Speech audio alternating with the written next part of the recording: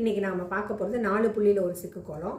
4 புள்ளி 2 வரிசை நேர் புள்ளி வச்சதுக்கப்புறம் இந்த சைடு கீழேந்து 2 புள்ளிக்கு நடுவில் ஒரு இடுக்கு புள்ளி, மேலேந்து 2 புள்ளிக்கு நடுவில் ஒரு இடுக்கு புள்ளி, அதே மாதிரி இந்த பக்கமும் வச்சுக்கலாம்.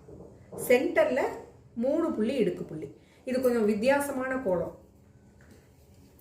இப்போ என்ன பண்ண போகிறோம், இந்த 3 புள்ளி இருக்கு இல்லையா, இந்த 3 புள்ளிக்கு கீழே ஒரு லைன், அதுக்கு மேலே இருக்கிற 2 புள்ளிக்கு ஒரு லைன், இதே மாதிரி இந்த பக்கமும் போட்டுக்கலாம்.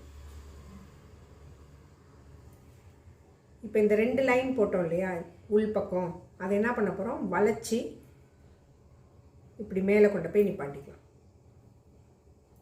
அதேமாரி கீழேந்து வளைச்சி மேலே கொண்டாந்து இப்படி நிப்பாட்டிக்கலாம். இப்படி நிப்பாட்டினதை மேல் புள்ளிக்கு அப்படியே எடுத்துகிட்டு போய் பெண்ட் பண்ணி ஜாயின் பண்ணுங்க. அதே மாதிரி இதையும் மேலே எடுத்துகிட்டு போய் பெண்ட் பண்ணி அப்படியே ஜாயின் பண்ணுங்க. இதே மாதிரி தான் இந்த பக்கம். இது பார்க்க கொஞ்சம் டிஃப்ரெண்ட்டாக இருக்கும், ரொம்ப சிம்பிளாக இருக்கும் போடுறது.